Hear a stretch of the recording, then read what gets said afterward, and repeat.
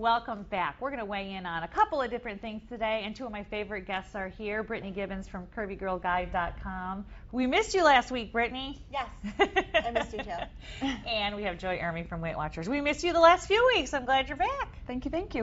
All right, the first thing I want to talk about is a controversy that sort of erupted in the last few weeks regarding weight and your child, specifically your daughter.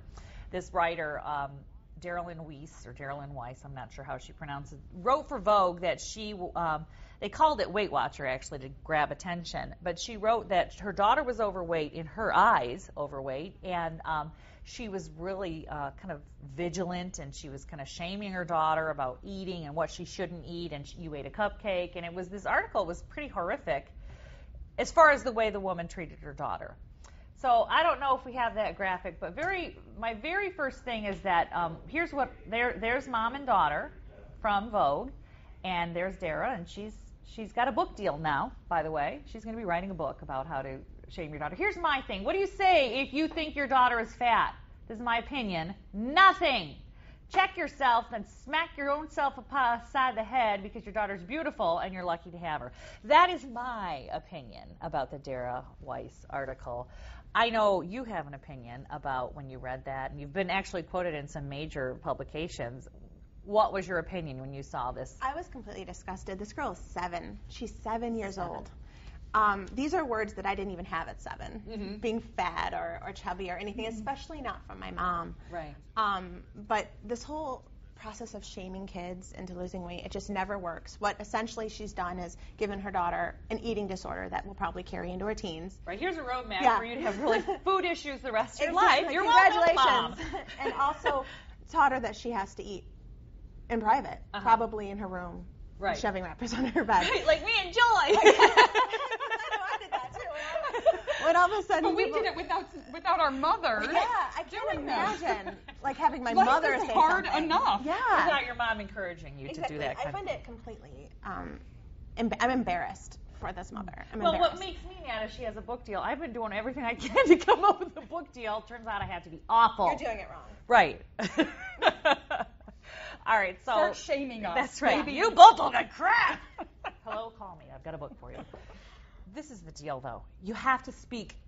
The things to say to your daughter have nothing to do with weight, right? Yeah. I mean, to me, it's let's go for a walk together. I love this paper. Let's put it on the fridge. My parents were totally supportive of you. What you just said was hilarious. Tell that story again. And, I mean, they were ultra supportive about what I did, not how I looked. They also said I was pretty and all that kind of stuff, but it was I had an inner confidence that was nurtured by my parents, and that led to this fantastic program right here. Honestly, but, I mean, that's 7. what they did. I don't think a 7-year-old has a personal weight problem. I think that's a family problem. Right. And I'm not denying that childhood obesity isn't an issue, and it totally is. But I think that we're just really tackling it completely in the wrong incorrectly. way. Yeah. I mean, there's so many things that this family could do as a family to maybe work on just eating healthier or fitter, but shaming her in a Starbucks is not the way to go, or just denying her dinner because she had lunch at school is not the way to go, and at the end of the article telling her that she's overcome this and how she's changed, and this 7-year-old is still poignant and saying I'm the exact same person as I was when I started. When I was overweight, and the mom said no, that fat girl is a thing of the past, and it's like, just tying this entire sense of personhood to her weight is horrible. Awful. Okay, so in terms of Weight Watchers, as a Weight Watchers representative, I'm sure you have the issue of, a parent that comes in, a kid that comes in, and they have been told by the doctor, this is an issue. You have a daughter, or what is or son that has a weight issue? What's the philosophy for Weight Watchers when it comes to younger kids? We do not have a program for children. Can I get a what, right? Because mom is in charge of the kitchen, dad's in charge of the kitchen. Unless that 7-year-old is driving the car to the grocery store, planning the menu, cooking the meals, is this really a 7-year-old's issue? Children have a hard enough life. There's bullying in school. There's all these things, the pressure of grades and sports, scholastics, everything going on in their lives, and we need to shame our daughters? Absolutely not. You are right. You want to do something, do it as a family. Yeah. Sneak veggies in your food. Which you have to do no matter what size your kid is. Put them on a bike and let's go around the block. Buy a dog and take the dog for a walk.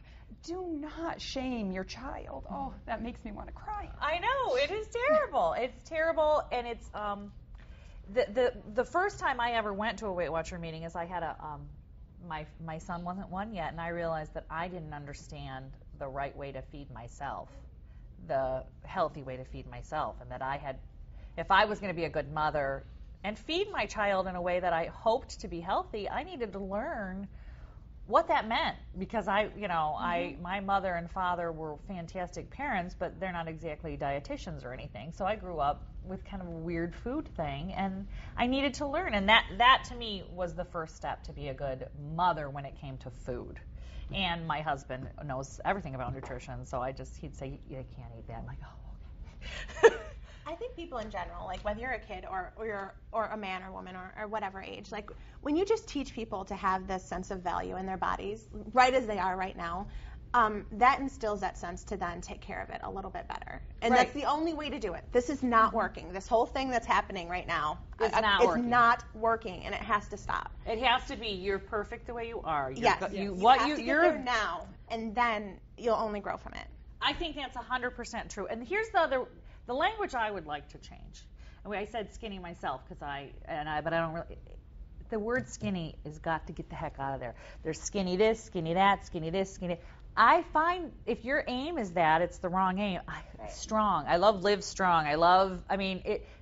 All you care about is being strong, so that what you do in your food and your activities makes you a stronger person, and it gets away from the size is not the issue. The strength is the issue. I think the problem is beauty is tied to skinny. So when you think of skinny, you think of pretty.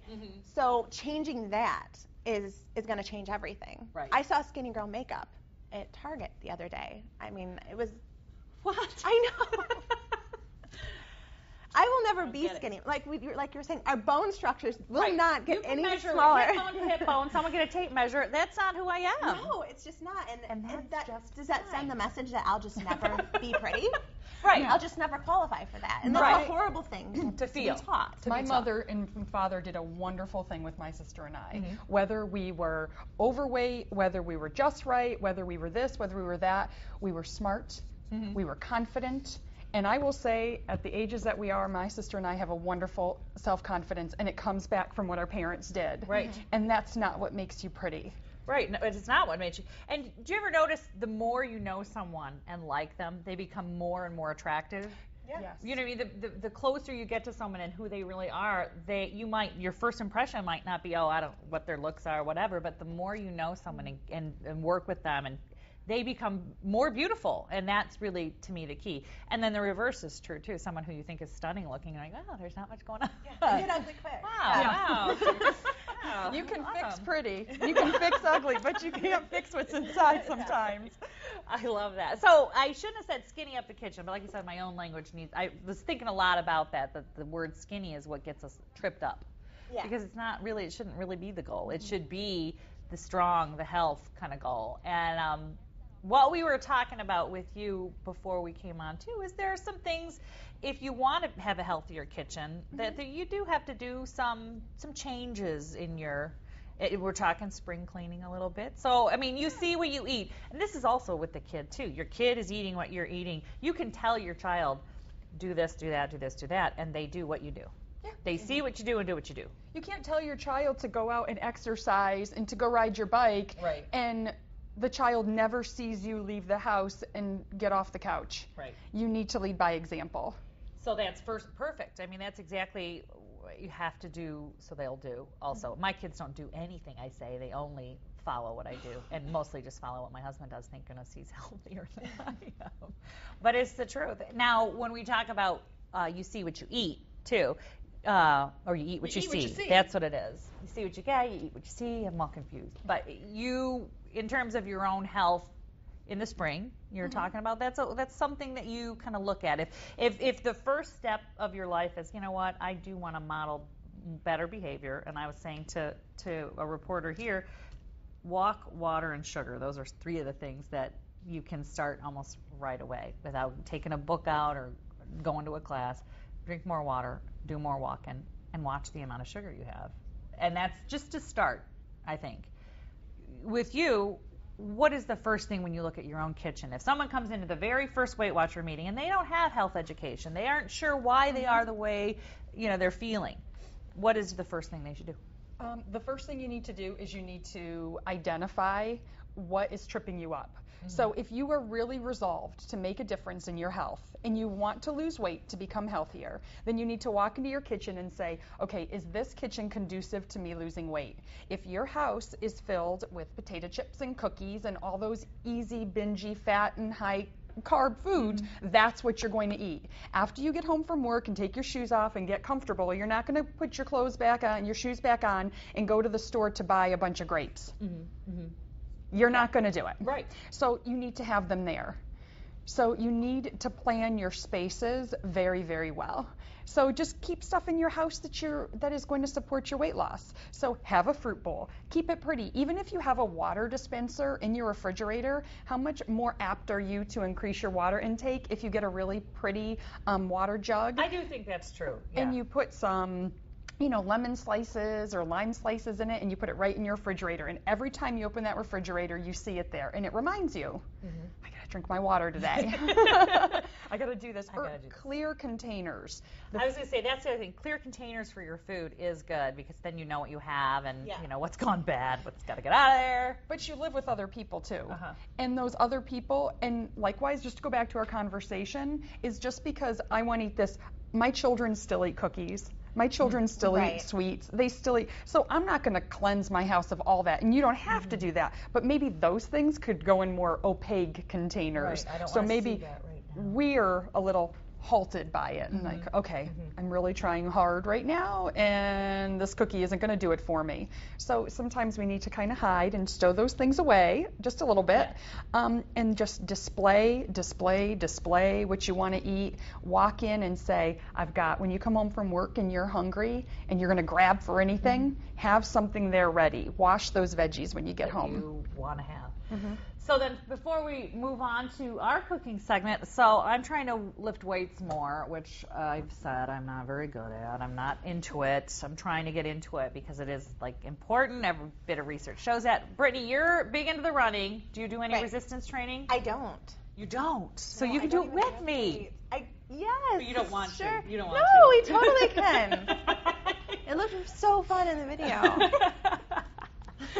I'm trying to be weightless, and it's not because I think I'm going to get bulky. It's just not what I've been ingrained to do. Maybe that's it. I didn't assume that was going to make me lean. Right, and it does. But she had Madonna arms, so I feel like I should do that. I know. I so want Madonna arms. Yeah. That's part of strength. I want to look like it can crush you. No, I'm just kidding. I don't want to crush you. But you know what I mean. That's the point, is you want to look strong, not skinny. Right. That means muscles. We're trying. Joy does it. You lift weights. I do. And now that I'm sitting here with this short sleeve shirt on, I feel like I need to go do more. You look great. All right, so we're going to, a couple weeks of looking for fun ways to lift weights in the next few weeks here on Full Plate. When we come back, we're going to grill up some fruit with Chef Mies. He's coming back again to show us a creative way to get our fruits in. Tonight, it feels so